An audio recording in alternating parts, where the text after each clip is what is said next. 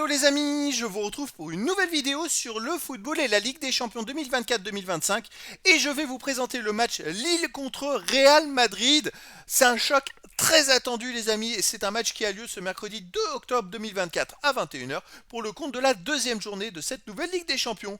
Lille, c'est le 30e du classement qui reçoit le Real Madrid, le grand Real Madrid le 9e.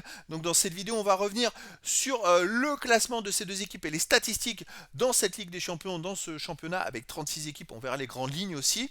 On verra aussi les résultats et le calendrier pour ces deux équipes dans cette compétition, puis le classement des meilleurs buteurs et passeurs de la Ligue des Champions, ainsi que les 10 derniers résultats, toutes compétitions confondues, les stats de Lille et du Real Madrid, et on terminera par les compositions d'équipes et tactiques éventuelles, ce qui nous permettra d'avoir une idée, une tendance à cette rencontre. Alors pour ceux qui souhaitent voir ce match à la télé, sachez que vous pouvez le voir sur Canal+. Et donc voilà, c'est un choc très attendu, vraiment. Lille reçoit le Real Madrid. Alors Real Madrid qui est quand même 9e, ils ont gagné leur premier match, il y a 15 équipes qui ont gagné à la première journée, et ils ont gagné 3 buts à 1 chez eux. C'était un peu difficile parce qu'ils ont ils ont été dominés, et puis l'équipe en face, je crois que c'est Stuttgart, est revenu à un partout, et Real Madrid a marqué 2 buts dans les 10 dernières minutes pour l'emporter. Real Madrid a fait du Real Madrid tout simplement. Voilà, Real c'est quand même une équipe qui est parmi les favoris pour être dans les 8. Je rappelle que les 8 premiers seront qualifiés directement pour les 8e de finale, et de la 9e à la 24e place, les équipes joueront des 16e de finale. Au-delà, les équipes seront éliminées. Alors, de son côté, Lille est 30e, ils n'ont pas fait un bon match, hein. Ils ont perdu le premier match au Sporting du Portugal 2-0. Ils ont eu un expulsé, ils ont eu quasiment. C'est l'équipe qui a eu dans les moins bonnes statistiques de tous les 18 matchs. Bon, c'est un début vraiment compliqué, il va falloir qu'il se rattrape. Ça devient compliqué pour Lille. C'est vrai qu'il y a un, je sais pas, c'est un coup de fatigue depuis quelques semaines, on va le voir dans les résultats. Alors, déjà, le calendrier et les résultats. Donc, Lille a perdu son premier match à l'extérieur au Sporting Portugal 2-0, reçoit le Real Madrid, ira à l'Atlético de Madrid, recevra la Juventus Turin, ira à Bologne, recevra Sturm ira à Liverpool et recevra Feyenoord de Rotterdam. C'est très difficile. Là, franchement, ils ont 4 premiers matchs. J'ai peur qu'ils perdent les 4 matchs, ça va être très compliqué pour eux. Real Madrid, de son côté, a battu Stuttgart 3-1, donc va à Lille, recevra le Borussia Dortmund, recevra l'AC Milan, ira à Liverpool, à l'Atalanta de Bergame, recevra Salzbourg et ira à Brest. Bon, ils sont bien partis, c'est une équipe qui normalement devrait se qualifier dans les 8. Alors au classement des buteurs, il n'y a pas de joueurs de ces deux équipes, mais c'est normal parce qu'il y a tellement d'équipes à un but qu'après c'est classé par ordre alphabétique. Et donc on va attendre quelques journées, mais il y a bientôt des joueurs qui sortiront du lot.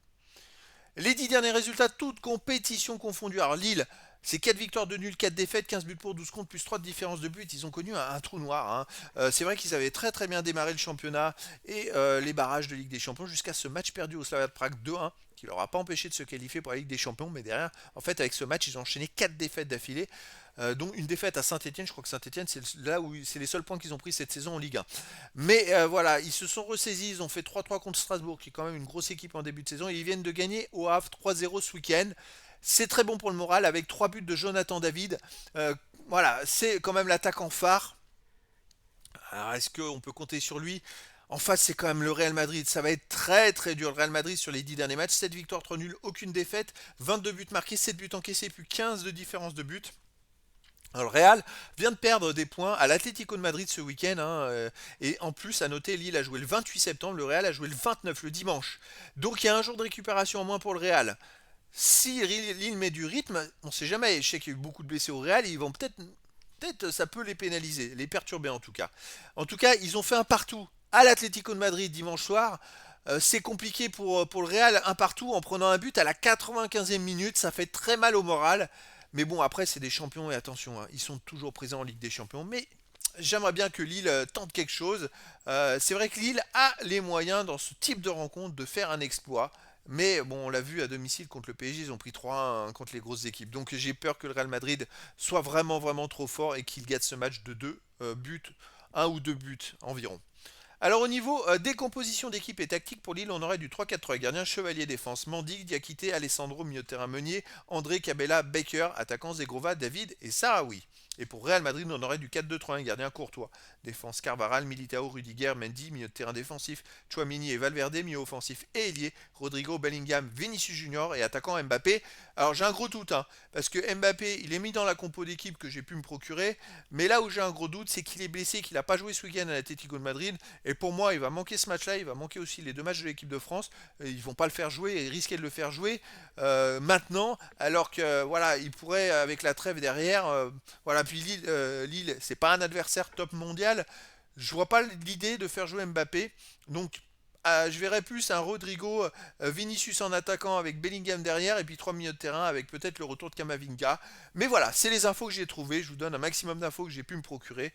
Mais en tout cas, ça va être un match énorme, les amis, un match très attendu.